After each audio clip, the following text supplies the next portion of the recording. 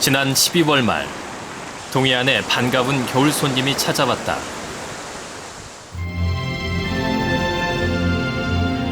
도루묵대다. 수심 200m가 넘는 먼 바다에 사는 도루묵은 겨울철 산란기가 되면 해조류가 많은 연안을 찾아온다. 도루묵은 모자반 숲에서 산란한다. 암컷이 알을 낳으면 수컷이 정액을 뿌려 수정시킨다. 도루묵은 알을 모자반 줄기에 붙인다. 부화할 때까지 겨울 내내 깨끗한 물과 충분한 산소를 공급받아야 하는 도루묵 알에게 모자반 숲은 더없이 좋은 장소이기 때문이다.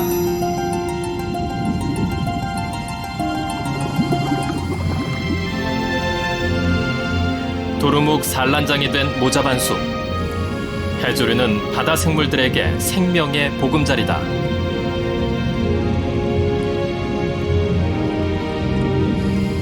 바닷속 생물들을 품고 함께 살아가는 곳. 그곳에 바다숲이 있다.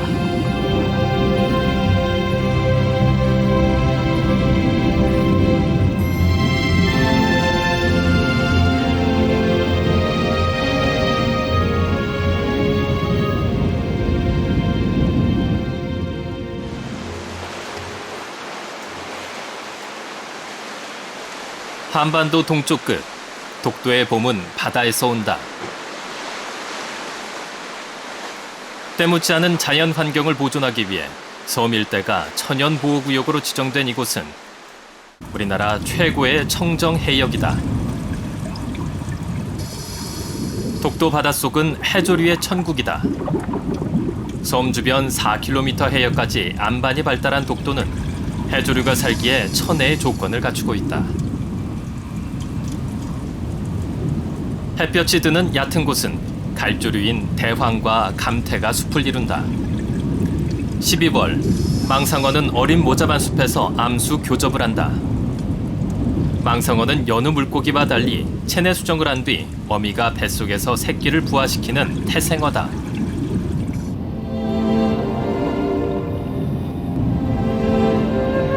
(6월) 초, 망상어의 새끼 출산이 시작됐다. 짝짓기를 한 지 약 6개월 만이다. 망상어는 모자반이나 감태숲에서 새끼를 낳는다. 천적으로부터 새끼를 보호하기 위해서다. 어미는 보통 5cm 크기의 새끼를 10마리 정도 낳는다.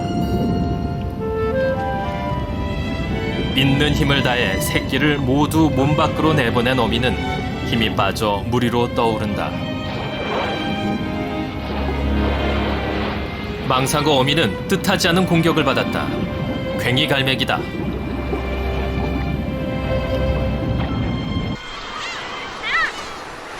(6월) 말, 독도는 괭이갈매기의 땅이다.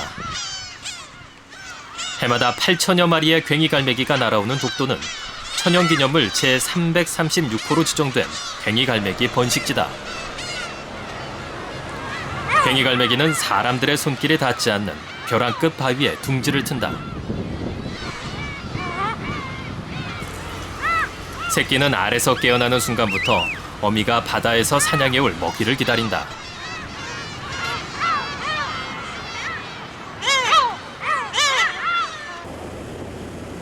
독도에서 약 90km 떨어진 울릉도 통구미 포구. 양쪽으로 산이 솟아 골짜기가 깊고 좁은 통처럼 생겼다고 해서 통구미라는 이름이 붙은 이곳은 바닷속도 골짜기가 발달해 있다.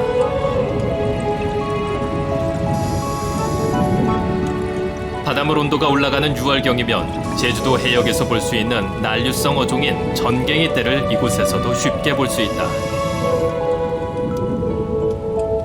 잘 발달된 해조류 주변에는 먹잇감이 풍부하기 때문이다. 그런데 미역이 군락을 이룬 이곳에는 미역이 밑둥째 잘려나갔다. 미역은 성게가 가장 좋아하는 해조류다. 성게는 뿌리 위쪽으로 올라가 줄기 부분을 공격한다. 미역 줄기를 끊어내 통째로 다 먹어치울 기세다. 성게는 관족을 뻗어 미역줄기에 흡착하고 5개의 이빨을 이용해서 갉아먹는다. 성게가 1m가 넘는 미역줄기 하나를 먹어치우는 데는 채 하루도 걸리지 않았다. 이런 기세라면 이 일대 미역은 며칠 안에 사라질 것이다.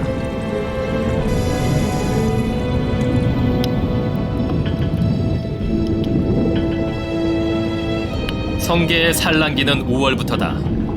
암컷이 알을 낳으면 수컷이 정액을 뿌려 수정시킨다. 바닷물에 방사를 하는 성게는 한 번에 수십만 개의 알을 낳는다. 집단 산란을 할 때 주변 바다는 우윳빛으로 변한다.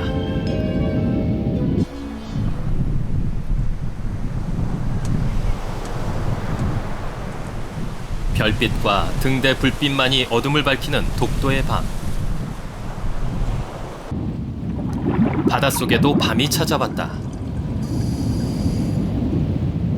물고기도 잠버릇이 제각각이다.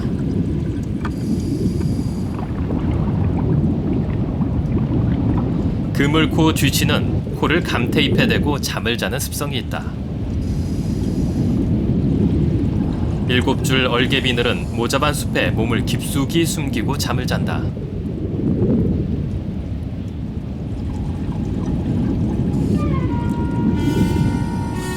하지만 모두 잠드는 건 아니다. 5cm 크기의 꼬마 오징어 무리가 사냥을 나섰다.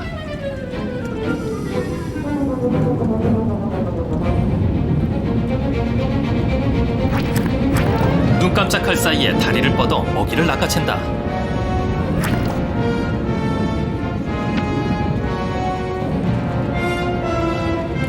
긴 부리를 자랑하는 청대치는 대방숲에서 먹이를 찾는다.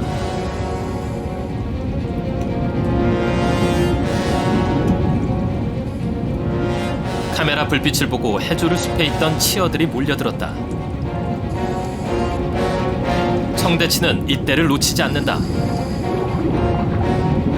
빛을 보고 몰려든 것들은 엽새우와 갑각류 치어, 그리고 동물성 플랑크톤인 곤쟁이 떼다. 청대치에게는 멋진 저녁상이다.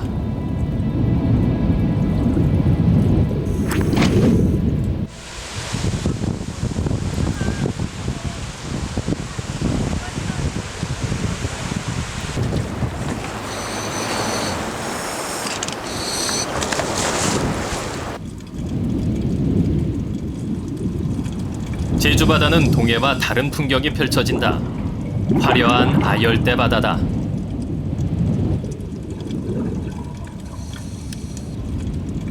(30cm가) 넘는 돌돔, 그리고 깊은 바다에 사는 참돔까지 대형 어종이 연안의 바다숲에 자주 나타난다. 몸통에 파란색 세로줄 무늬가 있는 청줄돔은 제주도와 남해안 일대에서만 볼 수 있는 아열대성 어종이다. 형형색색의 연산호도 아열대성인 제주 바다에서 볼 수 있는 특징이다.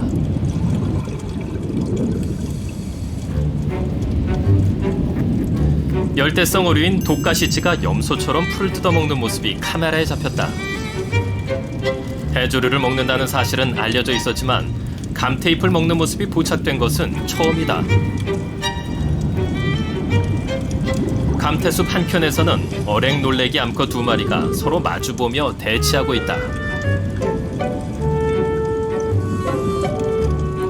몸통이 휘도록 입을 크게 벌리고 상대를 노려보며 영역 다툼이 한창이다.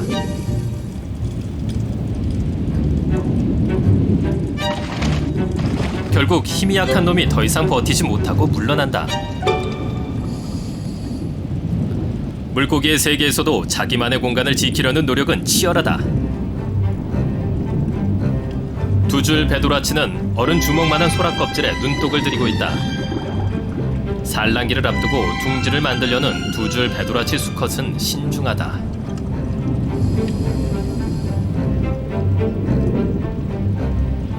소라 껍질 속에 깨진 곳이 없는지, 몸에 맞는지 요리조리 살피는 2줄 배도라치. 여간 꼼꼼한 게 아니다. 다행히 소라 껍질이 마음에 드는 눈치다. 둥지로 쓰려면 소라 껍질 안에 이물질부터 청소해야 한다.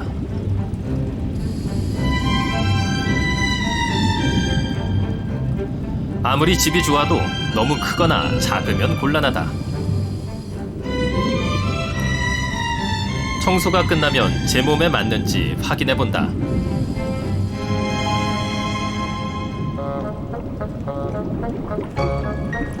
이번에는 파도에 쓸려 나가지 않게 소라 껍질을 고정시킨다.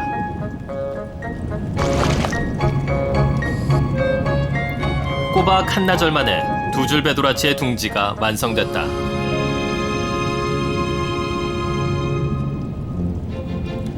둥지를 마련한 두 줄 배도라치 수컷은 짝을 찾아 나선다. 뱃속에 알이 차오른 암컷도 감태숲에서 짝을 찾고 있다.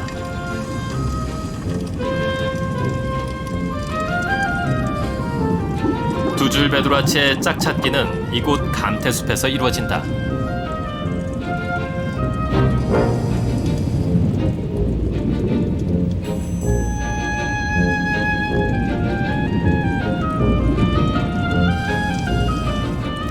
이틀 후 두 줄 배도라치는 소라 껍질 안에 몸을 숨기고 있다. 그동안 무슨 일이 있었던 것일까? 소라 껍질 안에는 암컷이 낳아놓은 알이 빼곡히 붙어있다. 수컷은 부화할 때까지 알을 지킨다. 둥지 앞뒤 바위 틈은 자리돔의 산란터다. 그런데 앞쪽 바위 틈에 사는 자리돔과는 자주 신경전이 벌어졌다. 두 줄 배도라치의 공격에도 자리돔은 멀리 도망가지 않는다. 자리돔도 바위에 붙여놓은 알을 지키는 중이기 때문이다. 알을 지키려는 부성에는 같지만 자리돔은 몸집이 작은 두 줄 배도라치의 공격을 당해내지 못한다. 갑자기 두 줄 배도라치가 소라 속으로 몸을 숨긴다.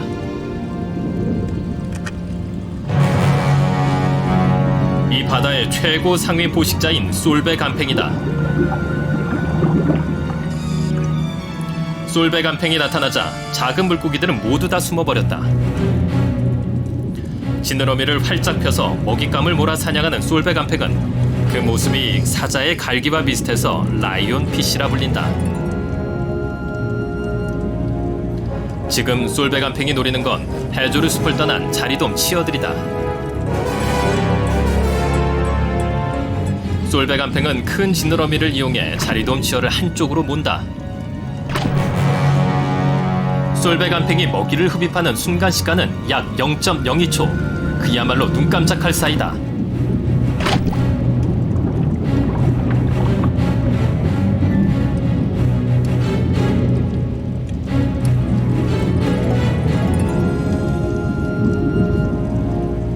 두 줄 배도라치 둥지 주변에서 먹이를 찾던 솔베간팽.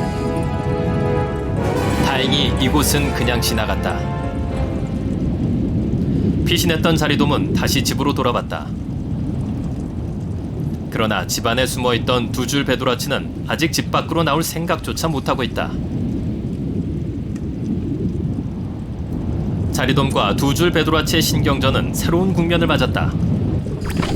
솔베간팽의 등장으로 두 줄 배도라치의 숨는 모습을 보고 난 후 자리돔이 오히려 더 당당해졌다.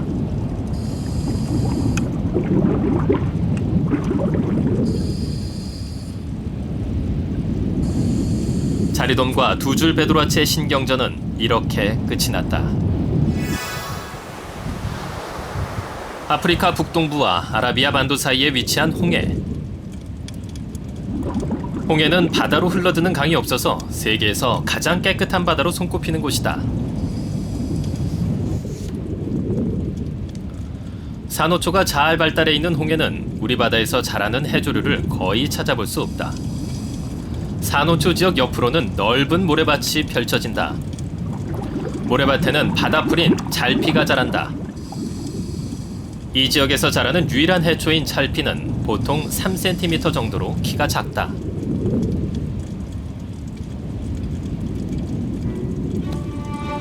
찰피는 홍해 바다 생물들에게는 없어서는 안 될 중요한 먹이다. 푸른 바다거북에게도 마찬가지다. 다른 지역에 사는 푸른 바다거북은 산호의 연한 부분을 주로 먹고 사는데 이곳에서는 잘피가 먹이다.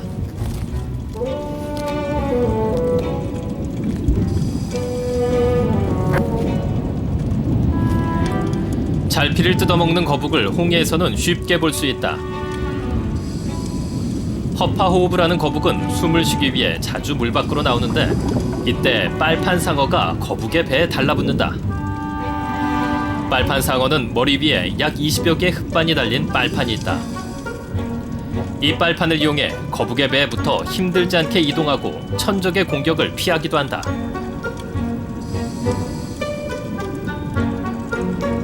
거북은 배에 붙은 빨판상어를 개의치 않고 다시 잘피를 먹기 위해 내려온다. 그러자 이번에는 빨판상어가 거북의 등 뒤로 가서 아예 누워버렸다.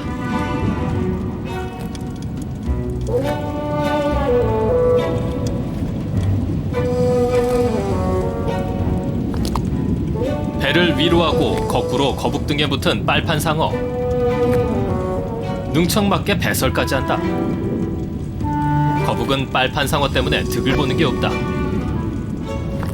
오로지 빨판상어 한쪽만 이익이 있어서 편리공생이라고 부른다. 그러나 몸집이 큰 빨판상어가 몸에 붙었을 때는 사정이 다르다. 거북의 몸보다 길이가 더 긴 빨판상어가 등에 붙자 거북은 힘든 내색이 역력하다.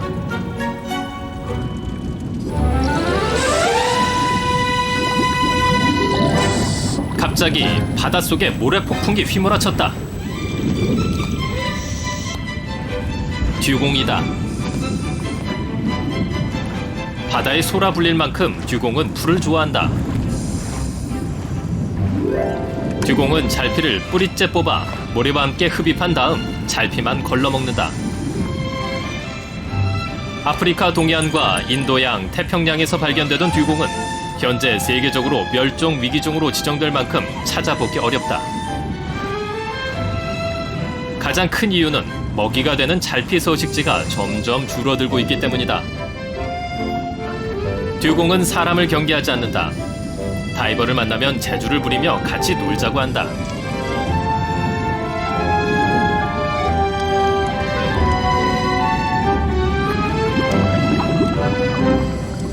몸 길이가 무려 3m나 되는 거대한 몸집의 듀공은 둥근 지느러미처럼 생긴 앞다리를 이용해 헤엄을 친다.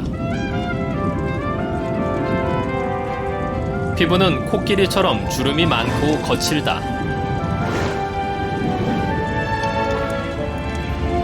바다 소목에 속하는 듀공은 몸무게가 최대 4톤이 넘는 대형 해양 포유류다.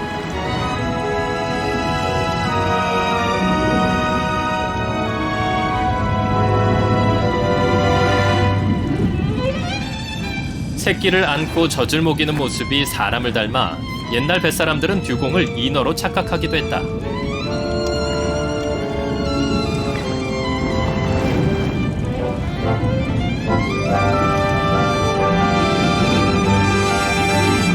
(10분) 정도 잠수를 하면 듀공은 물 위로 떠올라 숨을 쉬고 휴식을 취한다. 수중 초식동물인 듀공은 해조리인 먹이가 사라지면서 전 세계적으로 그 수도 계속 줄어들고 있다.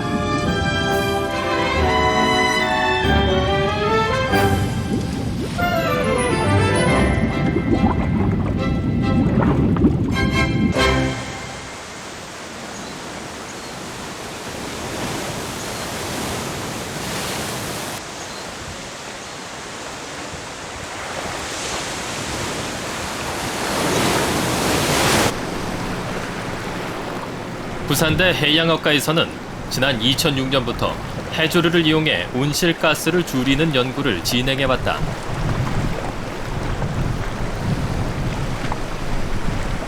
연구팀은 국내 27개 연안 해역을 대상으로 해조류가 발달한 지역과 해조류가 없는 곳의 바닷속 탄소량을 비교 조사해 해조류의 이산화탄소 흡수량을 측정했다.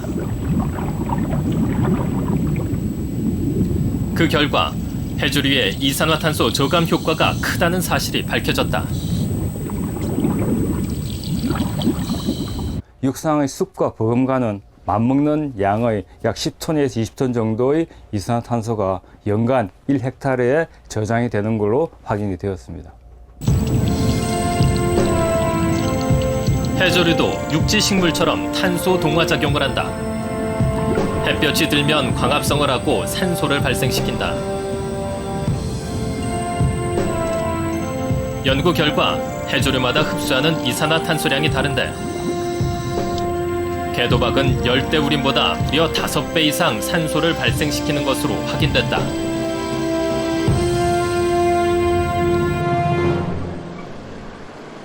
해조류는 최근 들어 친환경 대체 에너지로도 눈길을 끌고 있다. 지난 2010년 한국해양과학기술원 연구팀은 해조류를 이용한 바이오 디젤 연료 개발에 성공했다. 석유 한 방울 나지 않는 우리나라에서는 그 의미가 크다. 디젤 연료뿐 아니라 파레에서도 바이오 에탄올을 생산하는 데 성공했다.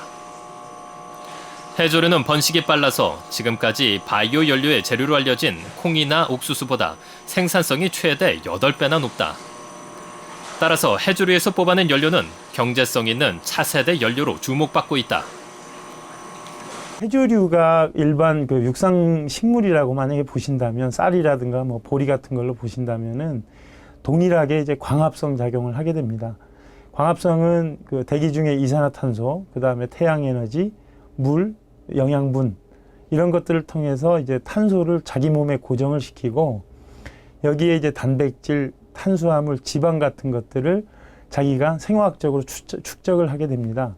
그 축적하게 된 탄수화물은 바이오 에탄올 원료로, 그 다음에 지방은 바이오 디젤의 원료로 쓰이게 되는 거죠.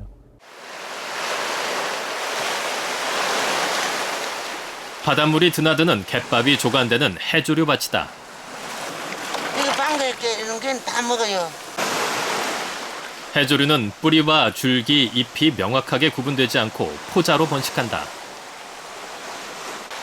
수심이 얕은 곳에는 파래 같은 녹조류, 톳, 모자반, 미역 같은 갈조류, 좀 더 깊은 곳에는 김, 우뭇가사리 같은 홍조류가 자란다.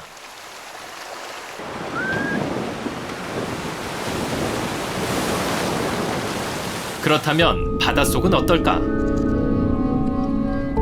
해조류가 울창해야 할 바닷속에는 미역이 산발적으로 자라고 있을 뿐이다.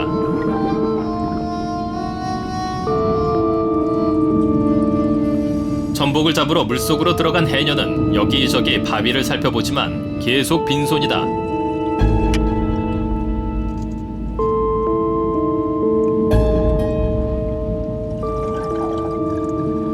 해조류는 바위 끝에서만 자라고 있을 뿐 나머지 바위는 하얗게 변했다. 바위 위에는 작은 해조류가 드문드문 자라고 있다.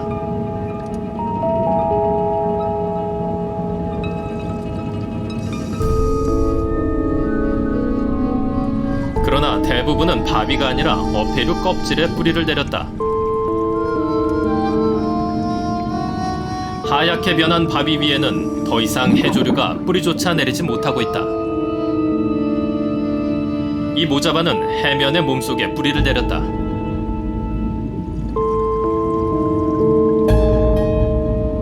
해조류가 사라진 바위에는 유난히 성게가 많이 눈에 띈다.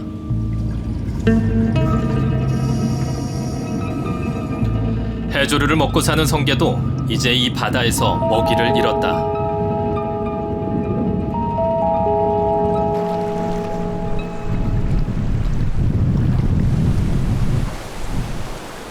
제주에서도 가장 청정한 바다로 손꼽히는 서귀포 앞바다. 법한 포구 앞에 있는 문섬과 범섬 일대는 천연기념물 제421호로 지정된 천연보호구역이다. 유네스코가 정한 생물권 보존구역의 핵심 지역으로 이곳은 제주에서도 청정해역으로 손꼽힌다.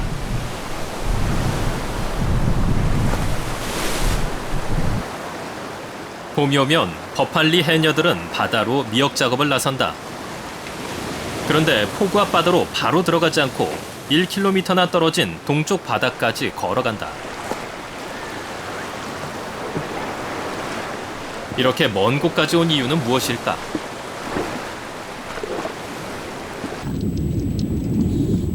이곳 바다는 미역이 풍부하다.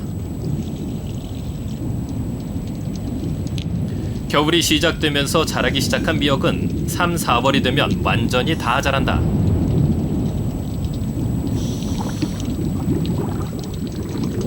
한 번 낫지를 할 때마다 손에는 잘 자란 미역이 한 움큼씩 잡힌다.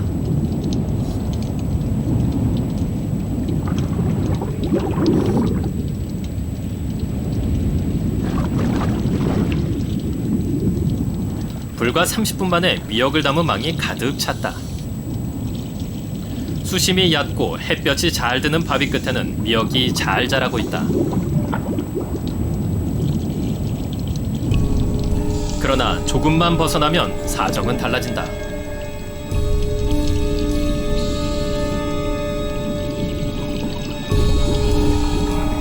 작업을 마치고 돌아가는 길, 해녀들은 미역이든 망사리를 앞세우고 법한 포구까지 헤엄쳐서 간다. 그런데 마을 앞바다에 도착하자 바위가 온통 하얗게 변했다. 백화 현상이다.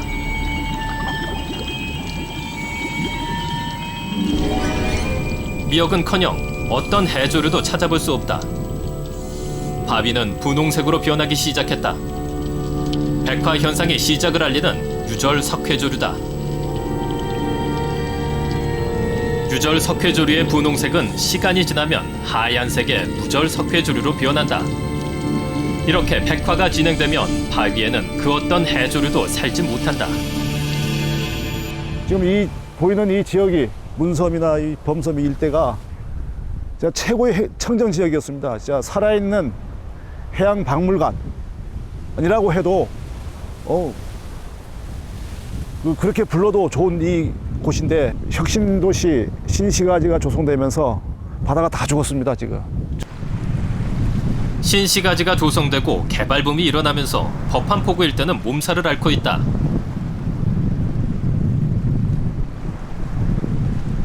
이곳 주민들은 도시의 각종 오염물질이 아무런 여과장치 없이 그대로 바다로 흘러들었기 때문이라고 한다.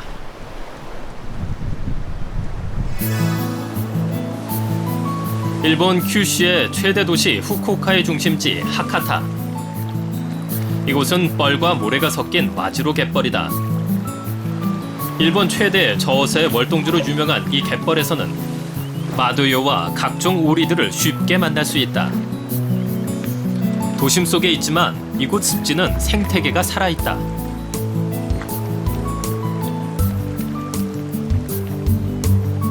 하루에 2번 물이 빠지면 사람들은 갯벌로 모여든다. 찬거리를 준비하러 나온 인근 주민들이다.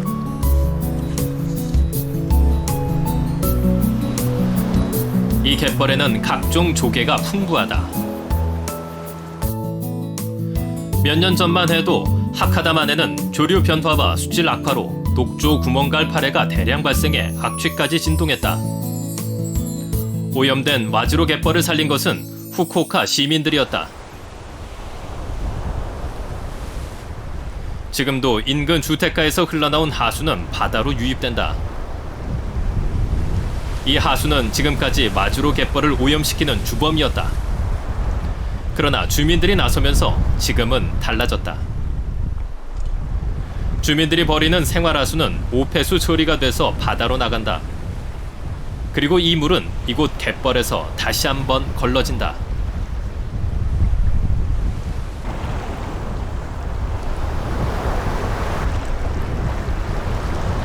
그렇다면 바닷속으로 흘러든 물의 상태는 어떨까?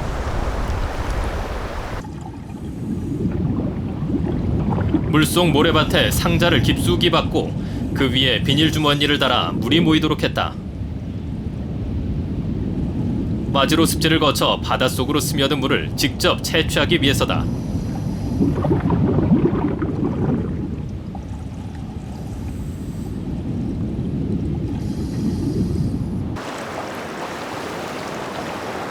これは海底から湧いた海水です。でこの海水には酸素が含まれています。それで、これ30分でですね、これくらいのタコでこれくらい湧いてます。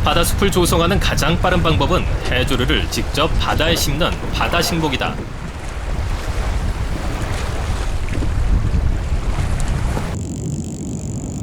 바다식목을 위해서는 먼저 해조류가 뿌리내릴 수 있는 콘크리트판을 바닷속 바위에 고정시켜야 한다. 파도에 떠밀려가지 않도록 하기 위해서다.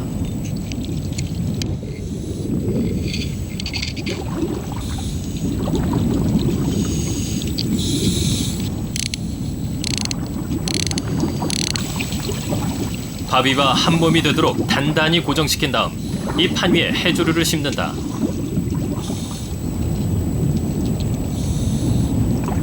해조류 이식은 파도에 휩쓸려가지 않게 고정시키는 게 관건이다.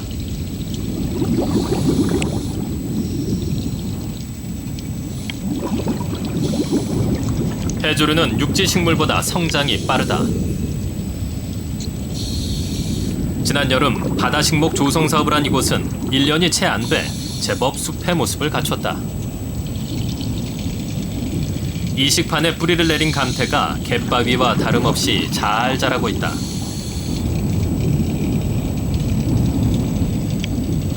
본격적으로 바다숲 조성 사업이 시작된 지 5년.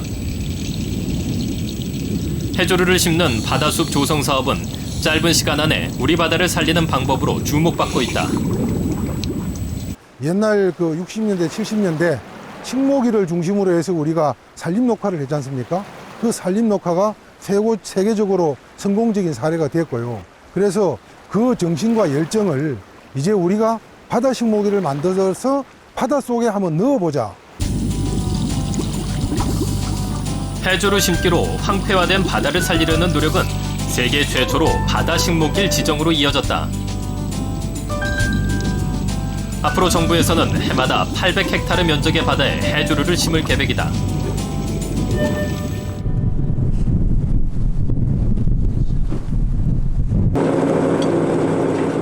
서귀포 사계양 앞바다. 형제섬 해역의 아침은 어부들과 함께 시작된다. 전날 쳐놓은 그물을 끌어올리는 어부의 손길이 분주하다.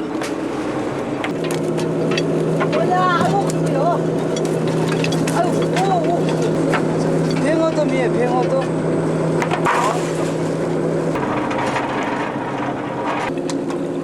30년 넘게 어부 생활을 했지만 이렇게 대형 고급 어종이 이곳에서 잡히기 시작한 것은 최근의 일이다. 전에 같은 경우는 우리 형제섬 바깥쪽에서 작업을 많이 합니다. 근데 이게 어초가 생김으로 해가지고 여기서 돌돔, 참돔, 뱅어돔, 벤자돔 같은 거 많이 잡고 있습니다. 어부의 그물거지가 끝나면 해녀들의 작업이 이어진다.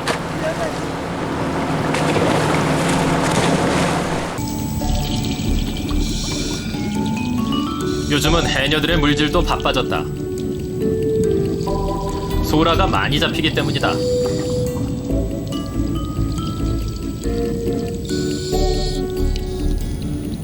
3년 전 인공 어초를 넣어 바다 목장을 조성하면서 생긴 변화다. 콘크리트 어초에 해조류가 뿌리를 내리고 자라기 시작하면서 물고기도 늘어났다. 뱃속에서 알을 부화시켜 새끼를 낳고 쉬러 온 볼락. 사냥을 나온 쏠배 감팽. 그리고 돌돔까지 먹이를 찾아 깊은 바다에서 이곳을 찾았다. 물고기만 많아진 것은 아니다. 해조류를 먹이로 하는 소라와 전복도 늘어났다.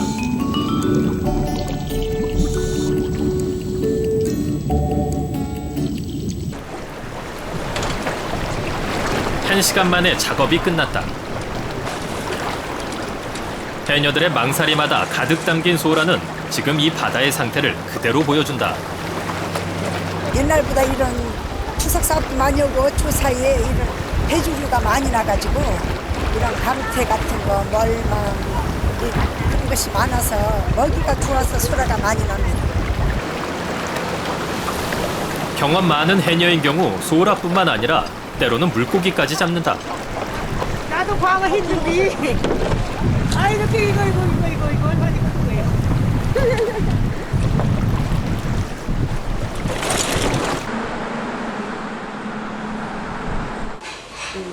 해조류는 최근 건강식품으로도 크게 각광받고 있다. 해조류에 들어있는 성분들이 사람 몸에 이롭다는 연구 결과가 발표되면서 해조류 전문 식당까지 생겼다. 싸서 먹으면 바다 냄새가 훨씬 납니다. 바다의 채소라고 알려진 해조류에는 식이섬유를 비롯한 각종 영양소가 풍부하다. 특히 청정한 바다에서 수확한 해조류는 현대인들에게 꼭 필요한 영양소를 갖춘 식품으로 평가받고 있다. 해조류에는 리그난이라고 하는 섬유질이 있는데 이러한 그 리그난 성분은 항암 효과가 있는 것으로 알려져 있습니다. 섬유질뿐만 아니라 해조류에는 또 미네랄이 굉장히 풍부하죠. 우리가 요새 정제된 식사를 많이 먹으면서 미네랄이 부족하다는 얘기를 많이 하는데 그런 부족한 미네랄을 보충할 수도 있고 각종 영양소뿐 아니라 해조류에는 양리 성분도 많다. 이 대학 연구단은 100여 종의 해조류를 대상으로 양리 성분을 밝혀내는 연구를 하고 있다. 그중 우리 바다에서 많이 나는 감태에서 탁월한 효능을 가진 성분을 찾아냈다. 첫째로 저희들이 에이즈에 어느 정도 그 치료 효과가 있느냐 하는 데 관심을 갖고 연구를 했는데 실제로 그 에이즈에 관해서 상당히 그 억제작용이 있는 그런 결과를 얻었고요. 그다음에 또 그 노화를 억제시키는 것, 그다음에 또 항암 효과도 있고, 그다음에 그 기관지 천식에 상당히 또 효과가 있는 그런 결과를 얻었고. 우리나라의 해조류 생산량은 중국과 일본에 이어 세계 3위다. 해조류 연구가 활발해지면서 해조류는 식품에서부터 에너지원까지 그 활용 범위도 다양하다. 해조류를 무궁무진한 개발 가능성을 가진 차세대 자본으로 주목하는 이유도 이 때문이다. 해안가 기암괴석의 절경을 이루는 부산의 명소 태종대.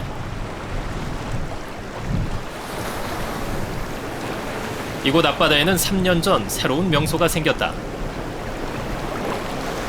이 지역 어촌계를 중심으로 어민들이 만든 낚시터다. 최근 이곳은 부산 지역 낚시꾼들 사이에서 유명한 낚시 포인트가 됐다. 낚싯대를 넣자마자 신호가 온다. 봄에 물이 오른 도다리다.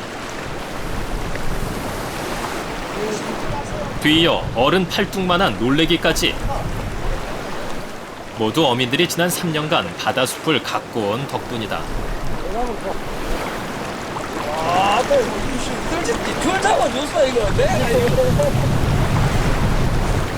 어민들 스스로 바다숲을 조성하면서 그 소득은 고스란히 어민들의 몫으로 돌아왔다.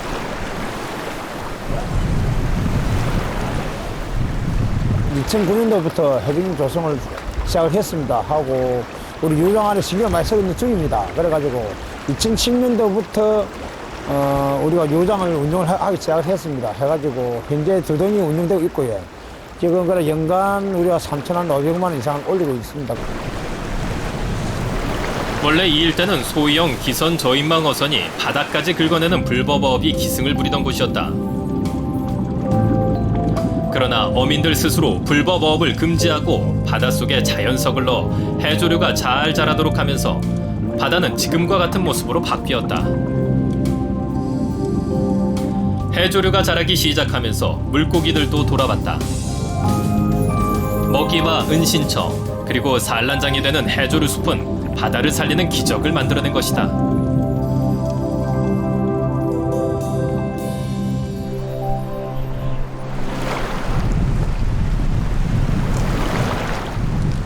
남해안 다도해의 최남단에 자리 잡은 거문도는 다도해의 진주라 불릴 만큼 빼어난 절경을 자랑한다.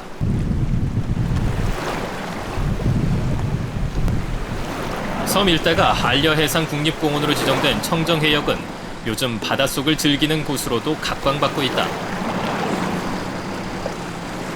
거문도 앞바다는 바다숲의 또 다른 가능성을 잘 보여준다. 이 지역은 2010년부터 국가정책사업으로 수산자원 조성 회복과 수중 관광 체험을 목적으로 해중임초 200여 기를 시설한 지역입니다. 섬 가까이에 바다숲이 조성되자 이곳 바다를 찾는 사람들은 배를 타고 멀리 가지 않고서도 수중 생태 체험을 할 수 있게 됐다.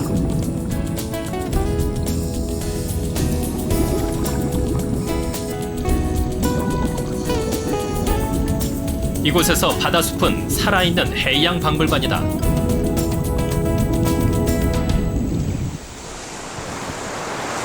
3월 초 양양 앞바다에도 봄이 왔다.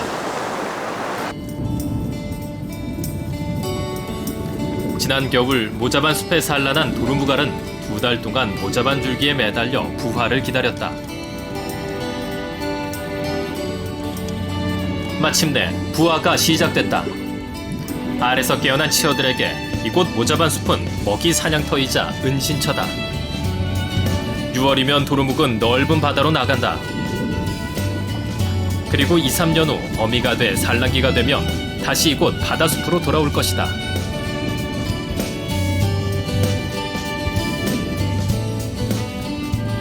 물고기들의 먹이가 되고 산란장이 돼 생명을 키워내는 바다숲.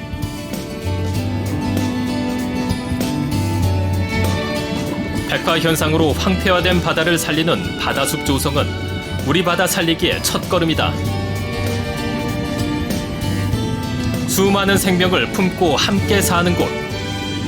그곳이 지금 우리가 꿈꾸는 바다다.